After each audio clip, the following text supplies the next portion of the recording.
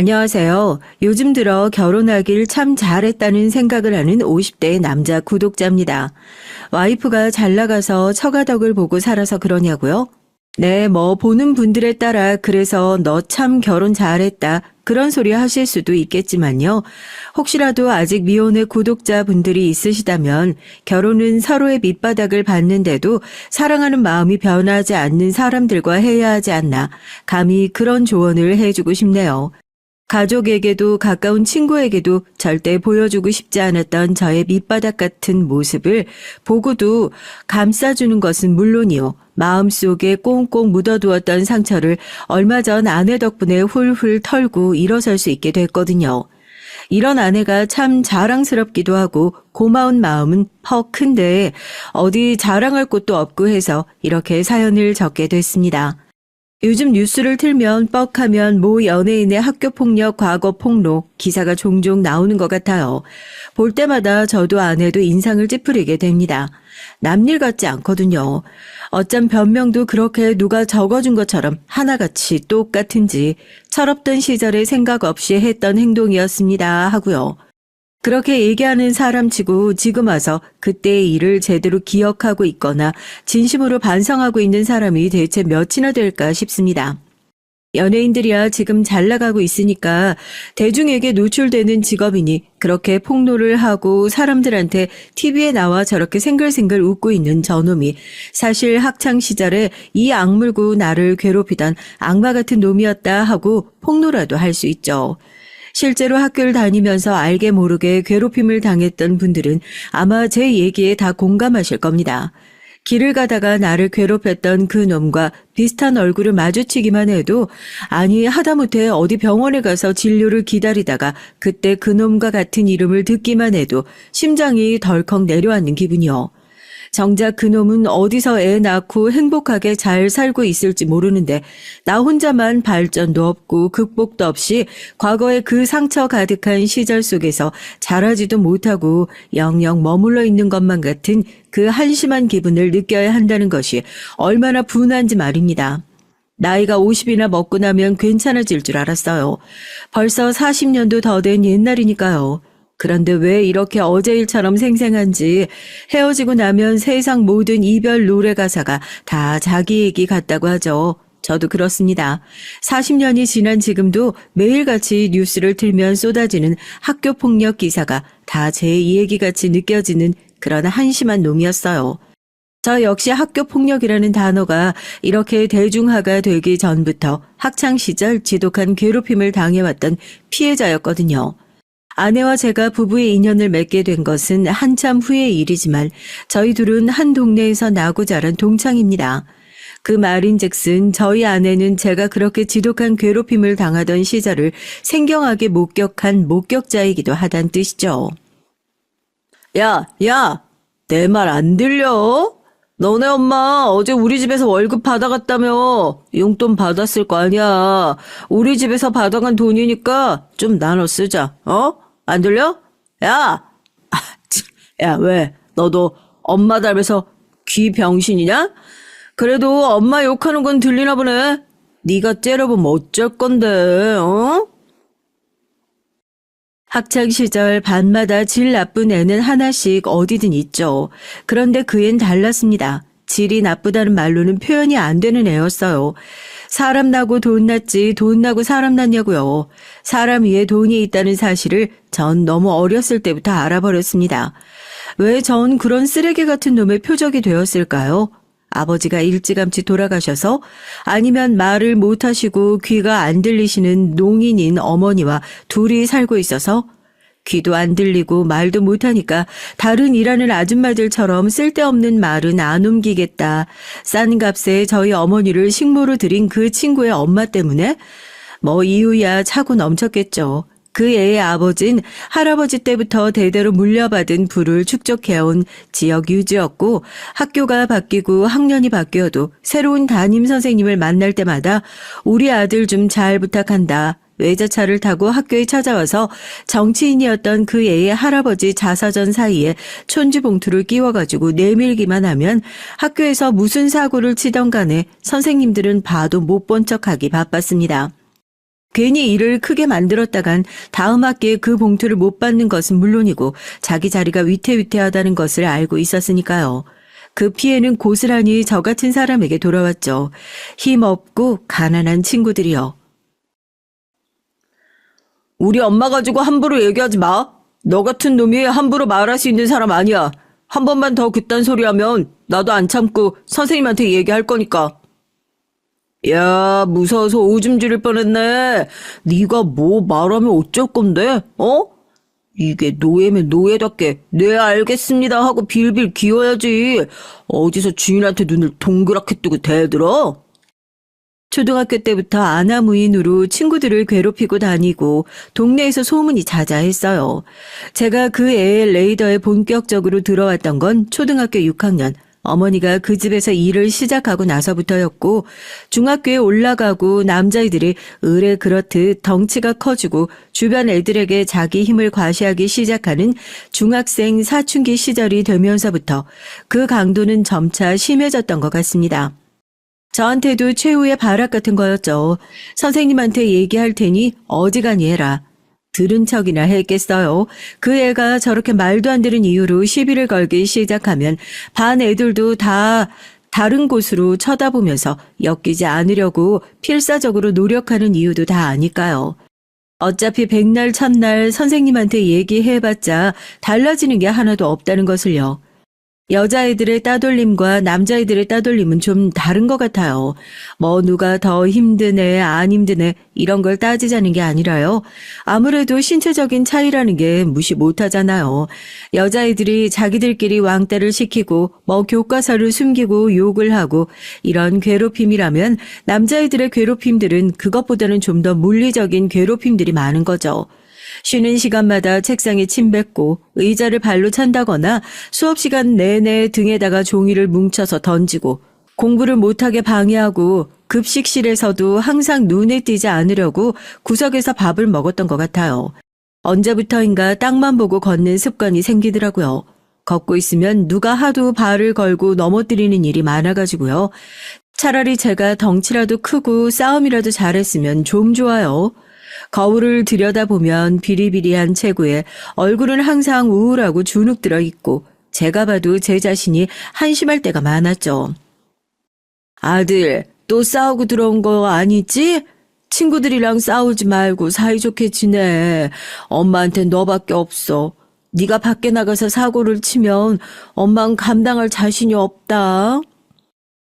애들한테 실컷 두들겨 맞고 들어온 날은 엄마가 걱정하실까봐 학교에서 그날 친구들이랑 좀 싸웠다고 집에 들어오면 그냥 그렇게 핑계를 댔었거든요. 그럴 때마다 어머니는 걱정스러운 얼굴로 제 손을 꼭 붙잡고 하나밖에 없는 아들이 혹시라도 나쁜 친구들과 어울려 다니는 것은 아닐까 어찌나 걱정을 하던지요.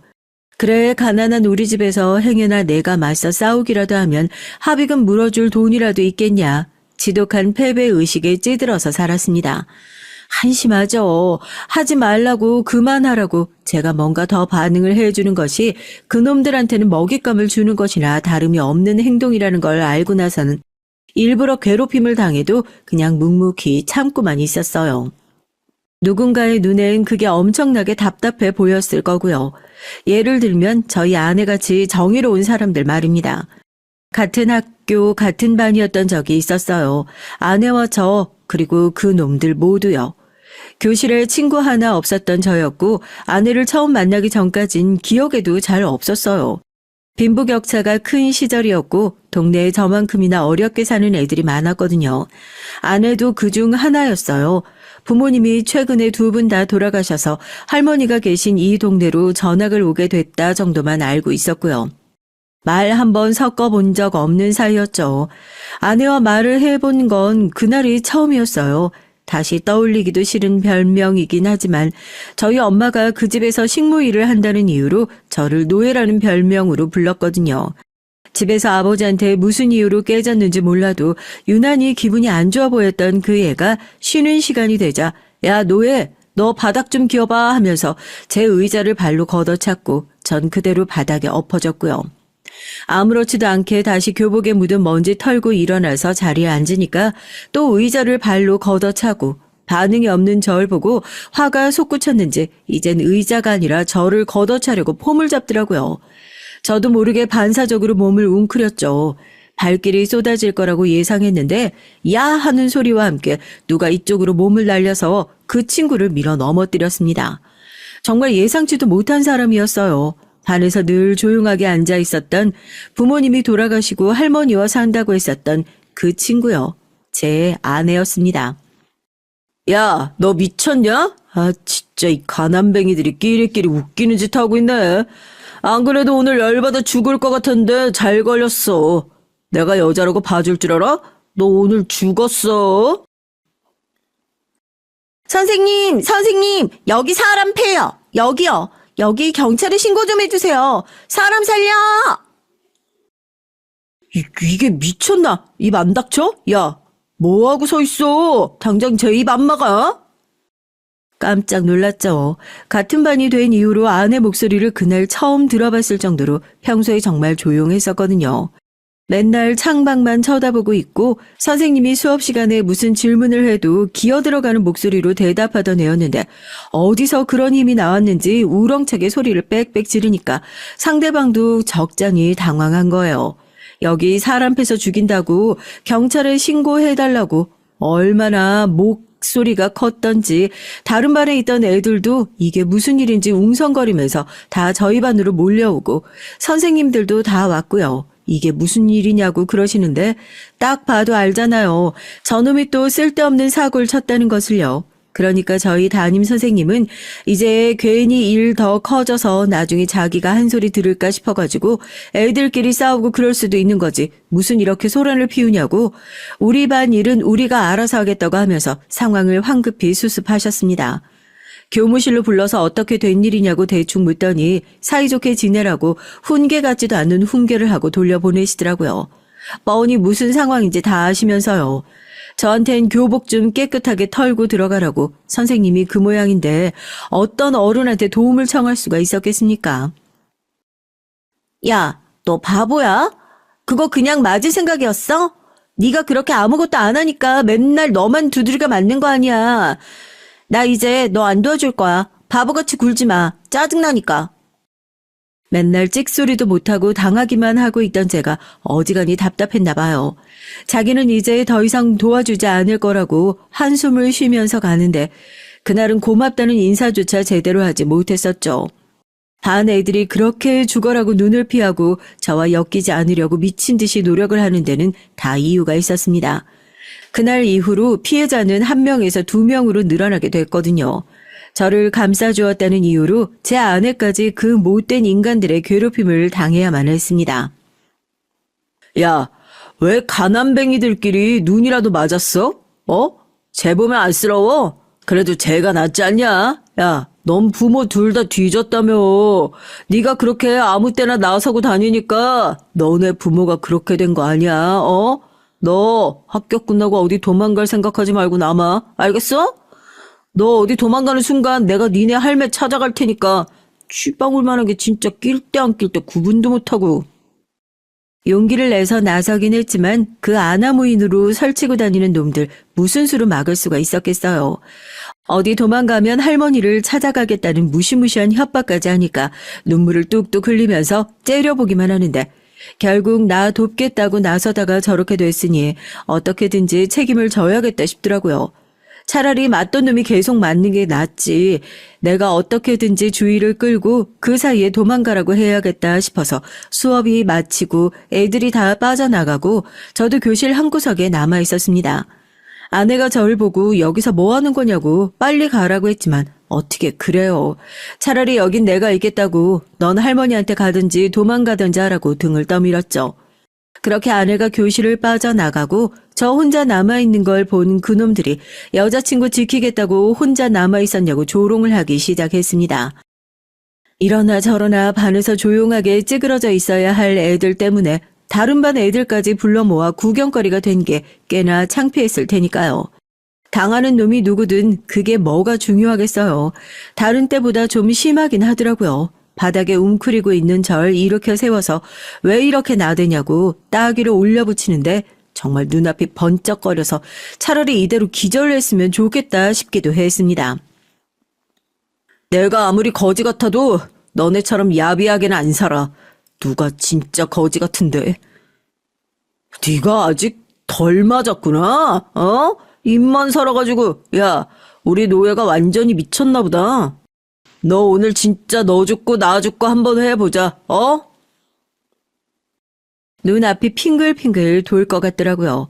그래 차라리 이렇게 속 시원하게 얻어 터져서 어디 하나 잘못되기라도 하면 이놈 집구석에서 돈이라도 받아서 엄마 모시고 어디 멀리 이사라도 가야겠다.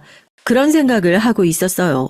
정신을 막 놓으려고 하는데 경찰차 사이렌 소리가 들리더라고요. 당황한 애들이 우왕좌왕하면서 교실을 빠져나가려고 하는데 다급하게 달려오는 발걸음 소리가 들렸습니다. 창문을 열고 막 창문 밖으로 뛰어내리려고 하는 동창 놈들의 목덜미를 경찰이 잡아서 쿠당탕 하는 소리가 들렸고 눈물 범벅이 된 아내가 정신 좀 차려보라고 저를 막 흔들더라고요. 그대로 도망간 줄 알았는데 아마 경찰에 신고를 해준 것 같았어요. 죽도록 맞아서 그랬는지 안심이 됐는지 몰라도 전 그대로 까무룩 정신을 놓아버렸고요. 돈이 참 좋긴 좋더라고요. 병원 1인실에 들어가 있는 동안 저한테 주먹 날린 그 놈은 콧배기도 안 보였고요. 경찰에 신고가 들어간 게 맞나 싶을 정도로 잠잠했습니다. 그 애의 부모님이 와서 친구 사이에 작은 다툼이 있었던 것 같은데 일 키워봤자 좋을 거 없지 않냐 하면서 저희 어머니에게 봉투를 건네시더라고요. 이거 받고 조용히 끝내자는 소리겠죠. 워낙에 좁은 동네기도 하고 제 아내가 그 광경을 다 목격한 터라서 또 거기 입 막는 건 어려웠던 모양이긴 해요. 결국에 그 현장에 있던 놈들은 1시간 거리에 떨어진 다른 학교로 전학을 가게 됐고요. 내내 시끄러울 줄만 알았던 학교 생활이 그 몇 명 사라진 것만으로 조용해졌습니다. 쟤야? 그때 걔가? 난 죽어도 용서 안 될 것 같은데. 돈이 무섭긴 무섭다. 얘기 들어보니까 걔네 아빠가 돈 엄청 주고 그냥 조용히 하라고 입 막았다고 그러던데? 선생님이랑 전부 다 그렇게 해서 합의 본 거래. 그동안 당한 게 있는데 억울해서 나 같으면 그 돈 안 받았지. 자기 얘기가 아니니까 다들 쉽게 하겠죠. 그 봉투 받아들면서 손 덜덜 떠시던 어머니 모습을 기억하는데 제가 어떻게 아들 깽값 받아 줬냐고 어머니한테 뭐라고 할 수 있겠어요. 불편한 몸으로 혼자서 뻔히 어렵게 돈 벌어 아들 하나 열심히 키워보려고 하는 거 제가 제일 잘 알고 있는데요. 그래서 그냥 잘했다고 그놈들 결국 전학 갔으니까 된 거 아니냐고 그렇게 위로해드리고 말았어요, 저도. 그런데 막상 제가 괴롭힘을 당할 땐 찍소리도 안 했던 애들이 호랑이 없는 굴에선 여우가 왕이라고 뭐가 잘났다고 제가 돈 받은 걸 가지고도 신나게 씹어대더라고요. 자기였으면 자존심이 상해서 안 받았을 거다. 어떻게 그 돈을 받냐 하면서요. 그놈들만 없어지고 나면 인생이 드라마틱하게 달라질 줄 알았는데 뭘 해도 처맞던 놈이라는 꼬리표는 왜 그렇게 달랑달랑 떨어지지가 않는 건지. 이제는 돈 받고 맞은 놈 소리까지 듣게 된 제가 너무 한심하고 짜증나더라고요. 그렇게 방황하던 시기에 유일하게 의지하던 것이 하나밖에 없었던 친구였던 아내였는데 고등학교에 올라가면서도 그 인연도 잠깐 끊겼었죠. 할머니 혼자서 날 어떻게 보냐고. 서울에 가시는 이모가 대학 갈 때까지만이라도 봐주신다고 하시더라고. 야, 나 전학 간다고 모른 척하지 말고 자주 연락하자. 그래도 나 여기 와서 유일하게 네가 내 편 들어줬었어. 평생 못 잊을 거야. 너 없으면 난 아직도 맞고만 살았을 텐데 내가 고맙지. 가서도 자주 연락할게. 건강하게 잘 지내고 나중에 꼭 보자. 헤어질 때야 나중에 보자, 밥이라도 먹자 말은 잘 하죠. 얘기를 들어보니까 서울에 사는 이모네 집이 꽤 잘 살고 여유도 있어서 거기서 고등학교를 다닌다고. 너무 잘 됐다고 그랬죠. 그렇게 고등학교에 올라가면서 뿔뿔이 흩어지게 됐습니다. 연락을 자주 할 것 같았지만 한 달에 한 번, 또 해가 바뀌니까 방학 때 한 번, 대학 진학을 하지 않고 전 바로 공장에 들어가서 일을 시작했거든요. 그때 공장의 분위기를 아시는 분들이 있을진 모르겠지만 남자들끼리 모여 있고 우악스럽다 보니까 일 똑바로 안 하냐고 매를 드는 것이 너무나도 자연스러운 곳이었어요. 그런 분위기에서 깜짝깜짝 옛날의 기억이 튀어 올라와서 적응을 못하고 방황하고 있을 때였죠. 그럴 때마다 아내 생각이 한 번씩 나기도 했었고요. 그래봤자 저 혼자만 어렴풋이 기억하는 나 그 정도의 사이였지만요. 어쨌든 아내와 다시 만나게 된 것은 아내의 할머니가 돌아가셨다는 소식을 어머니를 통해 전해 듣게 되고 나서였습니다. 그래도 오며 가며 절 많이 챙겨주셨던 분이고 일하는 곳이 본가와 많이 떨어져 있는 곳이 아니어서 일 끝나자마자 장례식장으로 달려갔죠. 거기서 반가운 얼굴을 다시 마주하게 됐습니다. 제 아내요. 몇 년 만에 다시 보는 얼굴이라 살도 많이 빠져 있었고 분위기도 예전과 많이 달라져 있었지만 정말 한눈에 알아볼 수 있겠더라고요. 그렇게 몇 년 만에 서로 만나고 정말 반갑게 얘기를 했어요. 할머니의 장례가 끝나고 난 이후에도 계속 연락을 했죠. 이모네 집에 가서 마냥 잘 지내고 있는 줄만 알았는데 오히려 사연이 더 복잡해졌더라고요. 결혼도 하고 자식도 있는 이모네 집에서 얹혀 살려니까 눈치도 많이 보고 힘들었던 겁니다. 이모 돈으로 대학까지 가고 나니까 이러다 죽은 언니 딸 평생 끼고 살 거냐면서 집안에서도 큰 소리가 나오기 시작해서 이모도 더 이상 책임을 지기 어려울 것 같다는 얘기를 했다고. 지금은 이모네 집에서 나와 휴학을 하고 대학가 근처에서 자취를 하면서 아르바이트를 하고 있다고 하더라고요. 지금 당장이야 생계를 유지하는 것도 빠듯하긴 한데 언제가 됐든지 간에 학업은 꼭 마칠 거라고요. 오랜만에 만나도 왜 이렇게 서로 사는 것은 팍팍하기만 한지 얘기를 듣는데 괜히 제 속이 참 먹먹하고 그러더라고요. 공부도 잘하고 좋은 대학도 들어가고 이모네 집이 여유로워서 이제 아무런 걱정 없이 잘만 살고 있을 거라 생각했는데 이 친구는 왜 또 이렇게 힘들기만 한 건지 얼굴에 고생이 고스란히 남아있는 채로 휴지로 눈물을 콕콕 찍어내는데 그 모습이 왜 그렇게 안쓰러워 보이는지요. 어깨를 두드리며 위로했습니다. 서로 힘든 상황에서 만나서 그런 건지 아니면 옛날 추억이 남아있어서 그런 건지 몰라도 떨어져 있는 시간도 길었고 성인이 되어 다시 만났는데 어색함 하나 없이 금방 다시 친해졌고 그렇게 저희는 결혼을 전제로 하는 연인이 됐습니다. 제가 사연을 시작하면서 그런 얘기를 했죠. 결혼은 서로의 밑바닥을 받는데도 그 마음이 변하지 않는 사람이랑 하는 게 맞는 것 같다고요. 저희 역시 마찬가지였습니다. 돈은 벌어야 하지만 어디 한 군데 정착을 하지 못하고 헤매고 있었던 저와 할머니에게도 이모에게도 돌아가지 못하고 헤매고 있었던 아내가 만났고 마이너스인 두 사람이 만나 삶이 더욱 내리막길을 걸을 것 같았지만 제가 먼저 아내에게 얘기를 했죠. 결혼하자고요. 당신이 그렇게 소원하는 학업 내가 어떻게든 마칠 수 있도록 도와주겠다고요. 아무것도 없는 살림에 그렇게 시작을 했습니다. 책임져야 할 가족이 생겼다는 이유로 저도 그때부터 더 열심히 일에 매진할 수 있었던 것 같아요. 아내는 그렇게 제가 벌어다 주는 돈으로 자기만 마음 편하게 공부하는 것 같다면서 미안해했지만 아내의 성공이 곧 저의 성공이라 생각하고 살았습니다. 누군가의 뒷바라지를 하면서도 이렇게 마냥 행복할 수 있다는 것이 참 신기하더라고요.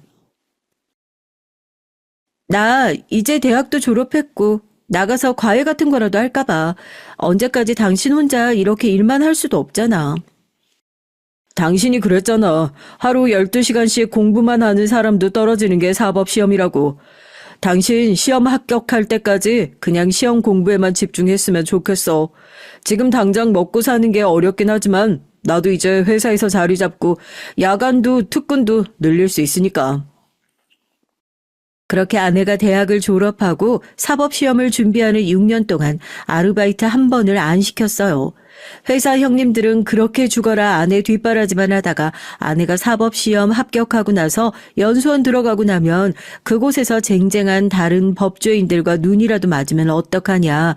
사법시험 합격하고 나면 결혼을 하던 말던 상관없이 전화가 하루에 10몇 통씩 온단다. 주변에 사법시험 합격한 아는 형님이 있는데 집에 본처가 버젓이 있는데 스폰서 없이는 성공하기 어렵다고 더 어려운 제안이 그렇게 많이 들어온단다. 저를 걱정하는 시선도 많았었죠. 솔직히 아내가 시험에 합격할 거라는 확신도 있었기에 그런 얘기를 들으면 기분이 마냥 좋았던 것도 아니에요. 그러나 힘든 시기를 함께 보내고 밑바닥까지 서로 다 드러내 보인 아내와 저에게 남들은 이해할 수 없는 끈끈한 유대감 같은 것이 있었고 세상 모든 사람이 나를 다 배신하더라도 아내 하나만큼은 나를 배신하지 않을 것이라는 강한 믿음이 있었죠. 그렇게 아내가 사법시험에 좋은 성적으로 합격하고 검사 임용까지 되었을 땐 세상을 다 가진 것처럼 기뻤습니다. 아내도 펑펑 울면서 임용증을 저에게 안겨주고 큰절을 하더라고요. 이게 다 당신 덕이라면서요. 당신 없었으면 내가 어떻게 이 큰일에 도전할 생각을 했겠어. 이 임용증 할 수만 있다면 여기에 쉼표 찍고 당신 이름까지 적고 싶다. 정말 고마워. 내가 꿈 포기하지 않게 옆에서 도와줘서. 이제부턴 내가 당신한테 은혜 갚으면서 살게. 검사 아내를 두었다는 것에 대한 자부심이 아니라요. 우리 두 사람이 얼마나 힘들게 살았는지 아니까요. 그런 힘든 상황 속에서도 포기하지 않았고 끝내 성공했다는 것에 대한 자부심이 생기더라고요. 공장에서 같이 일하는 형님들도 진심으로 축하해 줬습니다. 아내가 검사가 되고 나서야 보통의 사람들이 사는 일상의 궤도 안으로 진입한 것 같은 느낌이었거든요. 달라진 건 크게 없더라고요. 전 여전히 공장으로 출근하고 늘 하던 일을 했고요. 아내는 법조인으로서 열심히 자기 소명을 다했고요. 그렇게 또 몇 년이 지나고 나서 삶의 여유가 생기고 나니까 저희도 그동안 엄두조차 내지 못했던 아이를 갖자는 생각을 하게 됐고 결혼한 지 10년 만에 아이를 낳게 됐습니다. 아들이었어요. 책임져야 할 가족이 또 하나 늘어난 거죠. 아들이 자라고 학교에 들어가고 나서 아내보다 제가 오히려 더 아들의 학교 생활에 신경을 많이 썼던 것 같아요. 그러면서 마음 한구석에 깊숙이 묻어두고 살았던 학창시절에 대한 기억이 스멀스멀 다시 떠오르게 됐고요. 남자애들이야 워낙 활동적이니까 애들끼리 놀다가 어디 다치고 넘어지는 것이 흔한 일인데도 불구하고 아들이 학교에 다녀와서 무릎에 밴드라도 하나 붙이고 돌아오는 날엔 심장이 쿵 하고 내려앉는 느낌이더라고요. 너 무릎이 왜 그래? 학교에서 무슨 일 있었어? 왜 다친 거야? 학교에서 애들이랑 싸운 거 아니야? 거짓말하지 말고 아빠한테 똑바로 얘기해봐. 학교에서 누가 너 괴롭히기라도 하는 건 아니지? 여보, 아무래도 안 되겠어. 선생님이랑 얘기를 좀 해봐야. 여보, 괜찮아. 애들이랑 축구하다가 넘어진 거래. 학교 생활에 아무 문제 없어요. 애들끼리 놀다가 다칠 수도 있는 거지. 우리 민호 아무런 문제 없으니까. 놀랐잖아.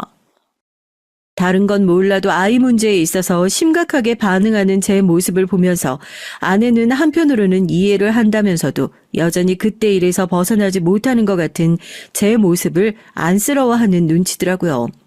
요즘 애들은 그러지 않는다. 우리 애는 학교 생활 잘하고 있고 자기도 배로 신경을 쓰고 있으니까 걱정하지 않아도 된다면서요. 아내도 자기 일을 완벽하게 해나가면서 가정을 잘 이끌어 나가고 있고 저희 아들도 교우 관계가 얼마나 좋은지요. 학교만 끝나면 친구들을 몽땅 끌고 집에 와서 실컷 놀다 가는 바람에 애들 엄마가 오죽하면 친구들 데리고 집에 오는 건 좋은데 방 청소도 제대로 안 해놓고 애들 부르기 창피하지 않냐고. 제발 애들 부르고 싶으면 방 청소만이라도 제대로 해놓으라고 뭐라고 할 정도로요. 모두가 안 좋은 과거들은 금방 툭툭 털고 일어나서 잊어버리고 자기 자리에서 해야 할 일을 잘 하면서 살고 있는 것 같은데 저 혼자만 여태 그 과거에서 멈춰 있는 것 같은 모습을 보일 때마다 얼마나 자괴감이 느껴졌는지 모르겠습니다. 이젠 나를 두들겨 패던 그 놈들도 다 사라졌고 그 놈들은 나를 괴롭혔던 옛날을 어디서 술 마시면서 무용담처럼 늘어놓으면서 살고 있을지 모르는데 왜 나만 이렇게 몸 웅크리면서 한심하게 살고 있는지. 하나의 아빠라는 사람이 한 집의 가장이라는 사람이요. 나도 이제 달라져야겠다 생각한 결심은 그리 오래가지 못했습니다. 쓸데없이 한 걱정은 꼭 안 좋은 일을 불러오는 것 같아요. 퇴근을 하고 집에 돌아왔는데 아내가 식탁에 앉아 심각하게 핸드폰을 들여다보고 있더라고요. 어디서 뭐 안 좋은 조사 소식이라도 들어왔나 싶었는데 저를 불러서 혹시 당신에게도 연락이 왔냐고, 당신 혹시 갈 거냐고 그러는 겁니다. 제가 하는 일의 특성상 출근을 할 땐 핸드폰에 스티커를 붙이고 들어가고 해서 출근을 하고 나서는 핸드폰을 거의 잘 보지 않거든요. 뭐 나한테도 연락이 왔나 동창들의 소식인가 해서 핸드폰을 꺼내 들었는데 왜 아내가 저렇게 심각한 표정인지 알겠더라고요. 당신은 어떻게 생각할지 모르겠지만 난 그냥 당신이랑 나랑 이 자리 한번 같이 갔다 왔으면 좋겠다 싶기도 해.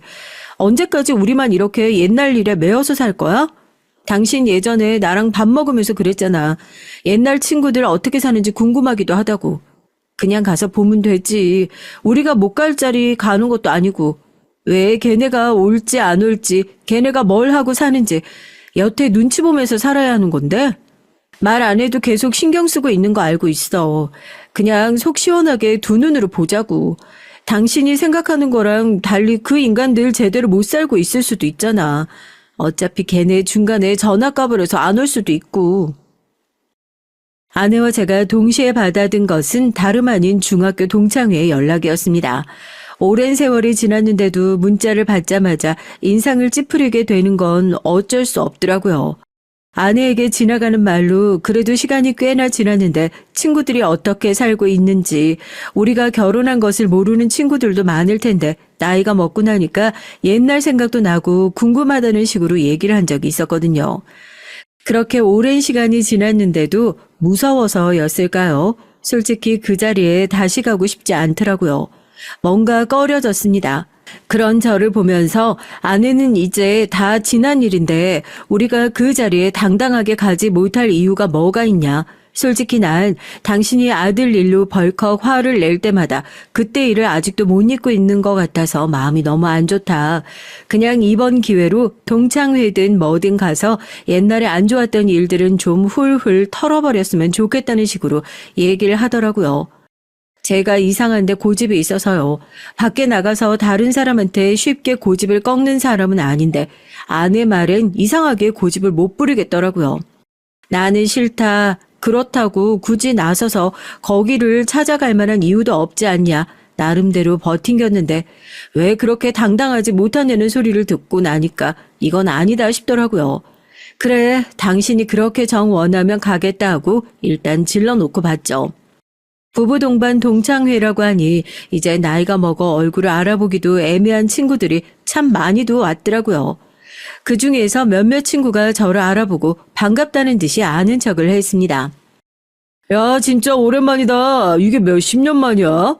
부고 연락 안 와서 니네 그냥 어디 살아있구나 하고 짐작만 했지. 어쩐 일로 동창회에 올 생각을 다 했어? 어디서 뭐 하고 살고 있어? 너도 나이 먹어서 그런가? 옛날엔 아주 비리비리하니 볼품 없었는데 요즘엔 살만한가 보다. 얼굴이 참 보기 좋아졌네. 그런데 부부 동반이란 얘기 못 들었어? 와이프는? 어라, 너도 왔네? 아, 둘 다 어떻게 혼자 온 거야? 설마 너네 아직도 여태 결혼 못하고 둘이서 어울려 다니는 거냐? 아, 그게 아니라 어떻게 인연이 닿아서 이렇게 둘이서 결혼하게 됐네. 결혼을 할 때 진작에 연락을 했어야 되는데 고향 친구 중에 연락하고 사는 사람이 없어서 좋은 소식을 못 전했어. 아내분이셔? 아, 처음 뵙겠습니다. 네, 아이고. 뭐 둘이서 결혼을 해? 야, 얘들아 여기 좀 봐봐라. 세상에 둘이 결혼을 했단다. 자식아, 그런 좋은 소식이 있으면 동문회에다 연락을 했어야지. 동문끼리 결혼을 했는데 우리가 화환도 보내고 축의금도 보내고 했을 텐데. 안 그래도 우리 어머니가 뭐 너네 둘이 결혼을 하네 어쩌네 그런 얘기를 어렴풋이 한 적도 있었던 것 같은데 난 그때까지만 해도 그냥 동네 어르신들이 헛소문 가지고 얘기하는 거라고 생각했는데 그 말이 사실이었구나. 아내와 제가 결혼을 했다는 것도 모르는 사람이 많았으니까요. 뭐 동창들이 우르르 결혼식에 찾아오는 것을 원하지도 않았어요. 언제부터 그렇게 친한 척을 했었다고요. 그래도 자기 가족들 앞에선 자기가 꽤나 괜찮고 착했던 동창이라 보이고 싶었던 건지 저희 결혼 소식을 뒤늦게 알고 축하해주는 척을 하는 모습이 퍽 우습기도 했고 아내 말대로 이렇게 막상 와보고 나니까 별것도 없는 자리인데 오기 전까진 뭘 그렇게 쫄았나 싶기도 하고요. 안 그래도 경식이가 아까 네 얘기했었는데 너까지 왔으면 참 재밌었겠다 하면서 또 막상 이럴 때 찾으려고 하면 안 보인다니까. 경식이게 아직도 아버지 회사 몸 물려받고 있대. 아버지가 어찌나 정정하신지 아직도 회사 안 물려주고 쥐고 계시다잖냐. 뭐? 경식이도 여기 왔어? 제가 동창회장에 오는 것을 계속 망설이게 했던 그 이름이 딱 들리더라고요. 최경식. 그 이름을 어떻게 잊겠습니까? 순식간에 일그러지는 제 얼굴을 보면서 아내도 눈치를 보기 시작했어요. 중간에 전학 가버린 놈이 동창회에는 뭐하러 얼굴을 기웃거렸는지 모를 노릇이지만 저까지 왔으면 참 재미있었겠다는 그 얘기에 저희는 확실하게 알겠더라고요. 그놈은 몇십 년이 지난 지금까지도 정말 달라진 게 하나 없는 인간이구나. 아마도 자기 마누라가 있는 앞에서 자기가 왕년에 얼마나 잘 나갔던 놈인지 내가 아직도 자기를 보고 눈치를 보는 꼴을 보면서 조롱하고 싶어서 나까지 있었으면 좋겠다 이런 소리를 짓거렸을 거라 생각하니 이가 부득 갈리더라고요. 동창회 자리에는 오랜만에 만난 저를 반가워하는 사람들이 가득하다 생각했는데 그 순간 그냥 사람 좋은 척을 하는 사람으로 가득하다는 생각을 했습니다. 지금은 뭘 하고 있냐 물어보는데 너 아직까지도 그렇게 비리비리하고 별 볼 일 없이 살고 있냐 재차 확인 받으려는 소리로밖에 들리지 않더라고요. 이것도 아직까지 극복하지 못한 저의 자격지심이었을까요? 아내는 신경 쓰지 말라고 우리 이러려고 온 거 아니지 않냐면서 자리로 향했습니다. 야, 이게 누구야? 내가 오늘 동창회 자리 오면서 네 놈 자식도 꼭 왔으면 좋겠다 생각했는데. 여보, 내가 얘기했지? 내가 학창시절에 엄청 친했다던 그 동창. 안 그래도 저쪽에서 니네 얘기 내가 듣고 왔어. 너네들이 결혼했다면서? 이야, 이게 진짜 사람 인연이라는 게 얼마나 대단하고 위대하냐? 솔직히 너네 중매는 내가 맺어뒀다고 봐도 과언 아니야? 다른 사람 몰라도 나한텐 청첩장을 보냈어야지 임마. 내가 뭐 옷 한 벌 얻어 입자고 한 것도 아닌데 나한테 청첩장 보냈으면 내가 축의금이라도 두둑하게 보냈을 텐데 말이야. 비릿한 웃음소리와 함께 누가 어깨동무를 하고 친한 척을 하길래 뒤를 돌아보니 바로 그 녀석이었어요. 피가 얼음장처럼 차갑게 식는 느낌이더라고요. 솔직히 그 오랜 세월이 지나면 다 잊어버리고 살 거라 생각했습니다. 피해자도 가해자도 잊지 않고 있었던 거죠. 그놈도 여전히 제가 자기한테 괴롭힘을 당하면서 자기가 시키는 것이라면 뭐든지 다 하던 그런 별 볼 일이 없는 놈이라고 생각하고 있었던 거죠. 기억 속에 여전히 그렇게 남아 있었던 겁니다. 제가 기분 나쁘게 어깨에 둘러진 팔을 툭 하고 치우니까 이 자식이 오랜만에 만나서 낯을 가리는 거냐며 머리를 툭 치더라고요. 순간 동창의 분위기가 싸하게 얼어붙었고요. 그놈은 분위기를 왜 이렇게 구리게 만드냐면서 술이나 먹자고 저희 맞은편에 앉아서 혼자 신나가지고 떠들어대기 시작했습니다. 자기 와이프에게 말도 안 되는 소리를 떠들어대면서 말이죠. 학창시절에 자기가 약한 친구들을 보면 얼마나 챙겨주려고 애를 썼는지 모르겠다. 이 친구도 나 없었으면 학창시절 재밌게 못했을 거다. 이 두 사람도 결국 내가 이어준 거나 다름이 없다면서요. 왜 예나 지금이나 변한 게 하나도 없을까요? 뭐가 무섭다고 그 자리에 있는 다른 놈들도 어색하게 하하 웃으면서 그랬지 하고 그놈의 기분을 살피면서 분위기를 맞춰주기 바빴고 저 역시도 속으로는 화가 나고 분하지만 아무런 말도 하지 못하고 자리를 박차고 일어나지 못하는 것이 정말 달라진 게 하나 없구나 그 생각이 들더라고요. 다른 사람도 아니고 아내 앞에서 가장이란 인간이 여전히 이런 인간이라는 걸 증명해 보이는 꼴 같아서 자괴감이 느껴졌습니다. 저만 빼고 모두가 즐거운 자리, 동창회의 분위기는 점점 더 무르익어 갔어요. 저희가 그 자리에서 공유할 만한 추억이 뭐가 있겠습니까? 매일같이 학교에 가면 죽도록 괴롭힘을 당했던 기억밖에 없는데요. 이제 와서 생각해보니 그런 사람 둘이서 무슨 부귀영화를 누리자고 그 자리에 누가 등 떠민 것도 아니고 시킨 것도 아닌데 당당하게 갔는지 뭘 바꿔보자고 온 건지 어이가 없더군요. 신나서 제 잔에 술을 따라주던 그놈의 눈도 술에 취해 점점 풀려가기 시작했습니다. 옆에 따라온 아내도 이제 그만 좀 마시라고 말리기 시작하더군요. 술이 더 들어가기 시작하니까 개차반 같은 본인의 본성이 숨기지 못하고 드러나기 시작했어요. 옆에 자기 와이프가 있다는 것도 깜빡하고 할 말 못할 말 가리지 않고 마구 짓거려대기 시작했으니까요. 야, 넌 이놈이랑 왜 결혼했냐? 이러면 뭐 잘하는 거라도 있나 보다, 하긴 그러니까 네가 고등학교 때부터 이놈이랑 붙어 먹었겠지. 사실 니네 고등학교 때부터 애들 몰래 뒤로 그 짓거리라도 하고 있었던 거 아니야? 아니 얘네가 찌질한 걸로 아주 유명했거든. 야, 너 그때랑 아주 똑같네. 안 들리는 척하는 게. 자, 그럼 한번 대답을 해봐. 이놈이 뭐를 그렇게 화끈하게 잘하는데? 아이 저런 놈이랑 결혼하니까 좋냐? 그때였습니다. 아내가 자리에서 벌떡 일어나더니 팔로 테이블에 있는 그릇을 그대로 밀어버렸어요. 그릇이 와장창 소리를 내면서 바닥에 떨어지고 난리가 나고 테이블에 앉아있는 모두가 벙쪄서 저희 아내를 쳐다봤죠. 저 역시 마찬가지였습니다. 아내랑 결혼을 한 이후에 그 흔한 부부싸움조차 한 번을 한 적이 없어서 아내가 그렇게 화를 내는 모습을 본 적이 없었으니까요. 표정 하나 안 바뀌고 동창회장을 아수라장으로 만든 아내가 자기 앞에 놓여져 있는 맥주잔을 들어서 맞은편에 앉아있던 그놈의 얼굴에 그대로 끼얹었죠. 야! 에이, 너 진짜 미쳤어?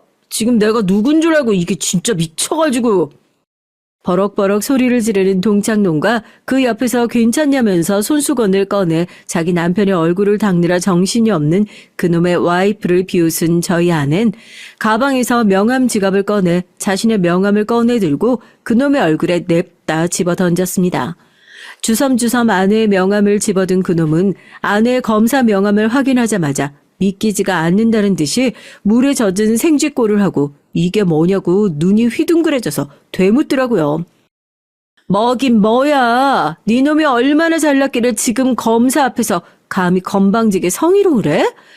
그쪽은 불쌍해서 어떡해요? 얼마나 인생을 잘못 살았길래 저딴 분리수거도 안 되는 쓰레기 같은 놈을 남편이라고 주워가지고 여기 명함 한 장 더 줄 테니까 정신 똑바로 박혀있는 여자면 집에 들어가자마자 이혼 준비부터 하고 뭐 변호사 같은 거 필요하면 나한테 연락하든지 해요. 그쪽이 뭘 보고 저놈하고 결혼했는지 모르겠지만 저놈 어렸을 때부터 학교 폭력 일삼던 놈이고 오늘 말하는 꼬라지 들었죠? 갱생 불가인 쓰레기니까 어렸을 때야 니네 부모가 뒷수습 다 해줬을지 모르겠지만 이제 우리 알 거 다 아는 성인이잖아? 이제 네 앞가림은 네가 해야지. 내가 이제부터 이 약 물고 니네 회사며 너까지 원래 있어야 할 자리로 싹 다 돌려보내줄 거거든. 니네 부모가 거기까지 막아줄 수 있는지 보자고. 인생 살면서 가장 만나지 말아야 할 사람이 검사라는 얘기 들어봤니? 그게 왜 그런 줄 알아? 위아래로 3대까지 족쳐버린다고. 내가 다른 건 몰라도 그거 하나는 제대로 할 수 있거든. 내가 아주 그때 니놈 싹을 제대로 잘라놨어야 하는 건데 쓰레기 같은 니놈 그때 못 잘랐으니까 이따위로 자랐겠지. 뭐 네가 검사가 됐다고? 야, 너 잠깐만 기다려봐. 가해 동창은 제 아내가 검사라는 소식을 듣자마자 당황해선 어디론가 전화를 하기 시작했어요. 아마 잘나신 자기 부모님이었겠죠. 아직까지 똥을 싸고 나서 자기 부모가 뒤를 닦아주는 그런 한심한 놈으로 자랐을 테니까요. 하지만 저희 아내가 말한 것처럼 이제 이 나이 먹었으면 자기 앞가림은 자기가 할 나이 아니겠습니까? 숨을 죽이고 이 광경을 지켜보던 동창들 귀에도 선명하게 다 들릴 정도로 전화를 하고 어디 지금 검사 좀 밟아달라는 얘기를 하자마자 전화기 너머에선 정말 벼락 같은 호통 소리가 들리고 전화가 끊어져 버리더라고요. 몇십 년간 묵어있던 채증이 확 하고 내려가는 것 같았습니다. 아버지! 아이씨, 이 노인네 왜 전화를 끊고 지랄이야 진짜. 왜 그렇게 믿었던 니네 아버지가 이제는 네 뒤에 안 닦아주나 보다? 어쩌냐? 내가 듣기엔 니네 아버지가 이제 너 잘라내기로 아주 마음 먹으신 것 같은데.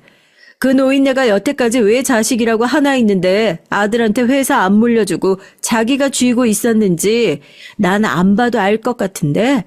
이딴 쓰레기 같은 놈한테 평생 읽어놓은 회사 물려줘 봤자 어떻게 될지 뻔히 보이는데 나 같아도 안 물려줄 것 같은데? 여보, 뭐 하고 있어? 이렇게 질 떨어지는 인간들이랑 같이 있으니까 입맛 떨어진다. 우리 먼저 일어날게. 회사 하나 보내버리려면 나도 바쁘게 일해야 할 것 같거든? 잠깐 기다려. 아이씨, 내가 잘못했어. 내가 사과하면 되잖아. 뭐, 어떻게, 무릎이라도 꿇어? 네가 원하는 게 그거야? 네 남편한테 사과하면 되는 거 아니야. 야, 어렸을 때 일 가지고 지금 몇십 년이 지났는데 째째하고 속 좁게 진짜 이렇게 굴 거냐? 동창 좋은 게 뭐라고. 그냥 좀 조용히 넘어가면 안 되는 거야? 그놈은 뒤늦게 상황이 잘못됐다는 걸 깨달았는지 저를 붙들고 자리를 뜨려고 하는 아내와 절 붙잡고 자기 와이프와 애들의 눈치를 보면서 천천히 무릎을 꿇기 시작했습니다. 얼마나 기다려왔던 순간인지 모르겠어요. 그놈이 제대로 제 앞에 무릎을 꿇고 사과하는 장면이요. 꿈에서나 봤던 장면을 실제로 만들어주었던 아내에게 너무 고맙고 미안하고 제 손으로 이 사과를 받아내지 못했다는 것이 분하긴 했지만요. 그러나 저희 아내는 그 거짓된 사과를 절대 받아주지 말자는 심산이었나 봅니다. 이제 와서 이런 게 다 무슨 소용이 있냐는 듯이 무릎을 꿇고는 그놈을 일으켜 세우는 대신에 가방에서 핸드폰을 꺼내들어 그놈의 무릎을 꿇고 있는 장면을 사진으로 찍더라고요. 지금 이게 뭐하는 짓이냐고 소리를 지르는 놈에게 마지막으로 한 방 시원하게 날려줬습니다. 네 무릎이 얼마짜리나 된다고. 그 회사 한 방 날리고 나면 나한테 들어오는 게 얼만데. 그냥 이건 기념사진으로 남겨두려고. 얘들아 봤지? 이놈이 얼마나 보잘것없는 놈인지. 자기 목숨 간당간당하니까 이렇게 무시했던 우리 앞에서도 무릎 척척 꿇는 별 볼 일 없는 놈이니까 너네도 이제 이런 가짜는 놈 뒤나 빨아주는 짓 그만하라고. 똑같이 한심한 놈 되는 거 그거 한순간이다. 야, 제발 쪽팔리게 살지 말자. 그렇게 동창회장을 나가려다가 소리를 낸 아내는 뒤를 돌아 창피함에 고개를 떨구고 있는 그놈의 턱을 들어 시원하게 따귀를 한 방 날려줬어요. 그리고선 얘기했죠. 이건 어렸을 때 맞았던 거 그대로 되갚아주는 거니까 정당방위라고. 그러니까 어줍지 않게 깽값 물어달라고 징징거릴 생각은 꿈에도 꾸지 말라면서 말입니다. 그렇게 속 시원하게 동창회장을 아수라장으로 만들고 저희는 유유히 그 자리를 빠져나왔어요. 여보, 정말 고마워. 나 정말 이제 두 발 뻗고 속 시원하게 잠들 수 있을 것 같아. 언젠간 해야 할 복수였어. 나도 저놈한테 당한 게 한두 개가 아니었잖아.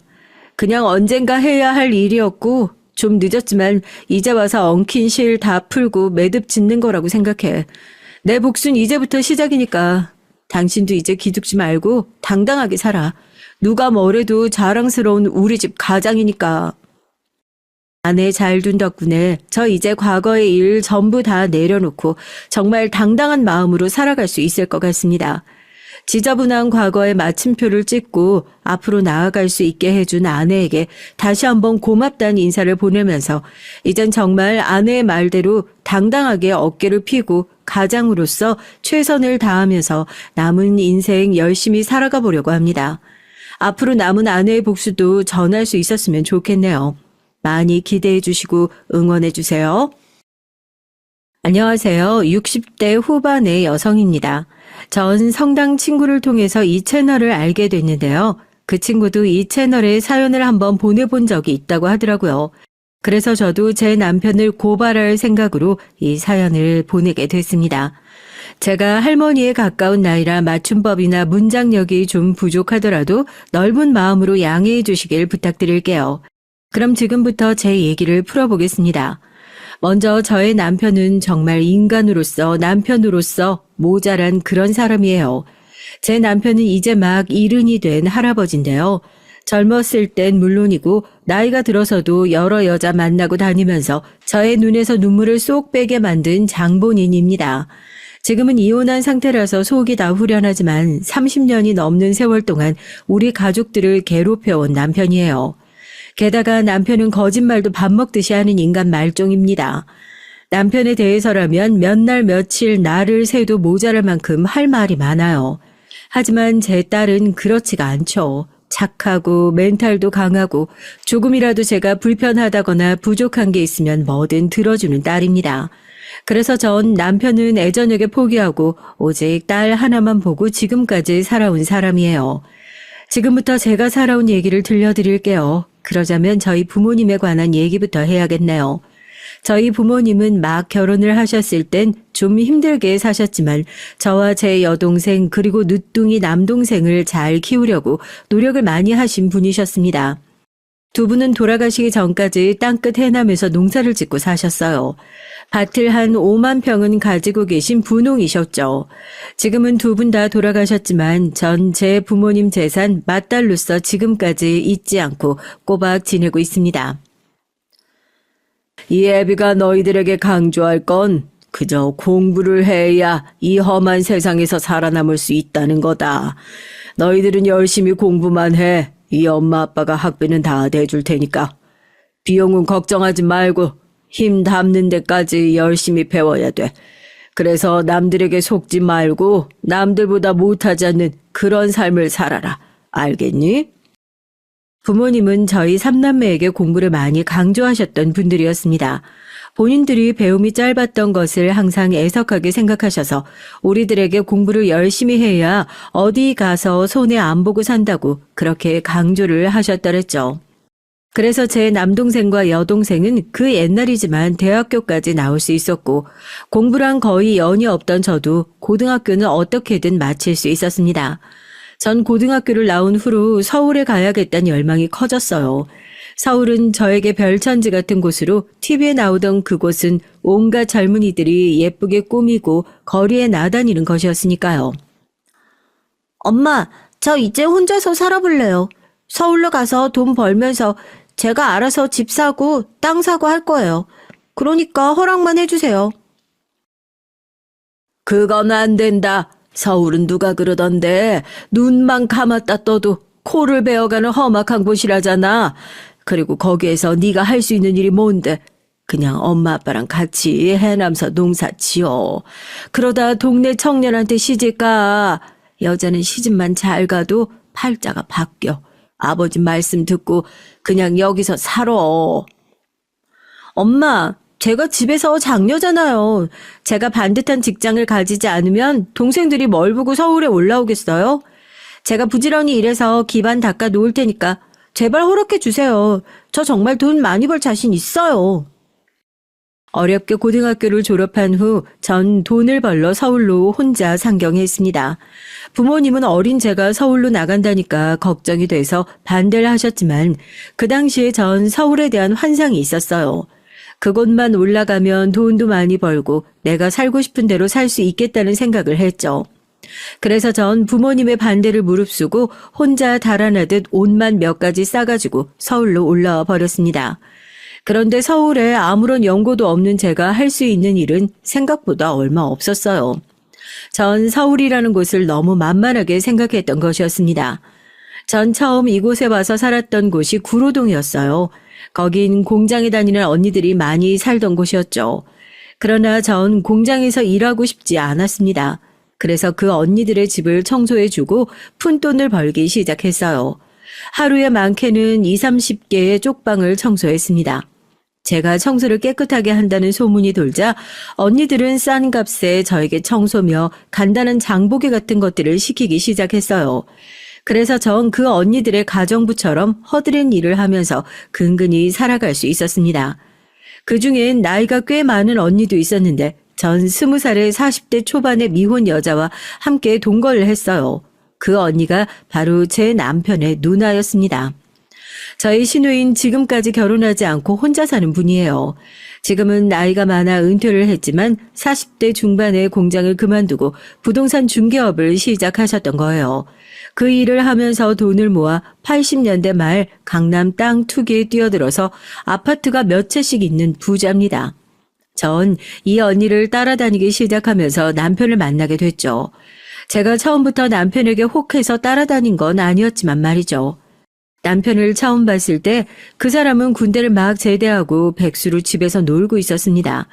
전 시누이의 뒤를 따라다니면서 집 소개를 해주는 역할을 했었고요. 누나가 이런 남편을 못마땅하게 여겨서 제가 부동산 중개하고 다니는데 운전을 해달라고 남편을 억지로 고용한 상태였답니다. 남편은 누나의 말이라면 거역을 못해서 어쩔 수 없이 누나의 고급 자가용을 끌고 다니면서 고객들을 태우고 새로 분양되는 아파트 2, 3층짜리 새로 지은 집들을 구경시키는데 동행을 했습니다. 당연히 남편의 옆자리엔 제가 타고 있었고요. 제가 고객들을 만나서 계약을 성사시키고 나면 시누이는 저를 불러 그 커미션의 5%를 줬어요. 까다로운 고객들 비위 맞춰가면서 발바닥이 닳도록 돌아다니면서 집을 보여주고 나면 매일이 너무 힘이 들었습니다. 저의 고생에 비하면 정말 미미한 액수였죠. 그래도 전 시누이에게 대들 수가 없었어요. 전 공부를 못해서 부동산 중개인 시험을 못 봤거든요. 그래서 전 시누이 밑에서 사무장이나 비서 등의 역할만 할 수 있었습니다. 남편은 그 후 몇 년 동안 시누이의 자가용 운전사로 살았고요. 그 당시에 실질적으로 이득을 본 건 제 시누이뿐이었어요. 남편도 저도 박봉으로 부리면서 가만히 앉아서 중개료로 받은 돈을 다 가져갔었으니까요. 그 당시에 전 이게 잘못된 일인 줄도 몰랐습니다.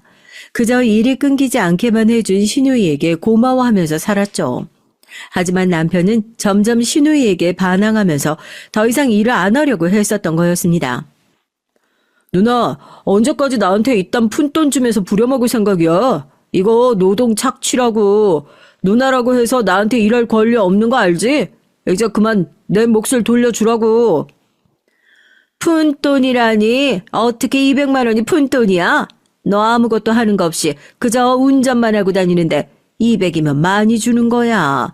내가 정 실장한테도 200만 원 안 주는데 너한테는 그래도 친동생이니까 주는 거라고. 전 우연히 이 남매가 다투는 소리를 듣고 눈이 휘둥그레졌습니다. 사정을 알고 나자 시누이에게 배신감이 크게 들었죠. 저도 이 싸움에 끼어들어 제 받을 몫은 받아내야겠다 생각했어요. 그래서 어느 날 큰마음 먹고 시누이에게 팔을 걷고 따졌습니다. 사장 언니, 정말 너무하시는 거 아니에요? 이제까지 영호 씨한테 친동생이라고 돈 더 많이 주신 거예요? 그것도 모르고 전 160만 원 준 것도 고마워하면서 살았는데 그래서 서로 못 보게 하신 건가요? 네가 능력이 있었으면 벌써 내가 일이라도 가르쳤지. 그래, 한번 독립해서 네 스스로 돈을 벌어봐. 그래야 내 밑에 있었을 때가 편했구나. 이런 걸 알지. 그 일이 있고 나서 시누이는 큰 선심이라도 쓰듯이 남편에게 부동산 중개 일을 가르쳐주어 독립을 시켰습니다. 전 여전히 시누이 밑에서 일을 하고 있었고요. 남편은 저에게 자기가 부동산 회사를 차릴 테니 자기와 결혼하자고 했습니다. 지금은 남편과 이혼한 후 딸과 함께 26평짜리 작은 아파트에 전세를 얻어 살고 있지만 제가 처음부터 이렇게 가난하고 힘들게 살진 않았어요. 결혼하고 초기엔 남편이 부동산 사업을 크게 해서 저도 사모님 소리를 들으면서 부유한 생활을 한 적도 있었습니다. 전 남편과 결혼한 지 2년이 지나서 딸 하나를 낳았죠. 남편은 그때 당시엔 크게 기뻐하면서 딸이 필요하다는 것, 갖고 싶다는 장난감들은 다 사주면서 공주처럼 키웠습니다. 그러나 남편은 언젠가부터 집에도 며칠씩 안 들어오고 저와 딸을 버려두다시피 신경 쓰지 않고 살았어요. 그건 딸이 10살이 되었을 때였는데요. 딸은 이제까지 학교 학부모 참관 수업에 꼭 아빠가 오기를 바랬었어요. 딸이 초등학교 1, 2학년 때는 남편도 흔쾌히 딸의 참관 수업에 참여를 하겠다고 했죠. 아빠, 오늘 참관 수업에 멋있는 양복 입고 와야 돼. 아빠가 우리 반 애들 아빠 중에 제일 멋있는 사람이란 말이야. 난 아빠가 학교에 오는 게 너무 좋고 자랑스러워. 그래, 우리 딸 덕분에 아빠가 멋진 양복 자랑할 때도 있고 좋은데 오늘 11시까지라고 했지? 아빠가 꼭 갈게. 기다려 우리 딸. 이렇게 남편과 딸의 관계는 누구든 부러워할 만큼 살갑고 좋은 관계였어요.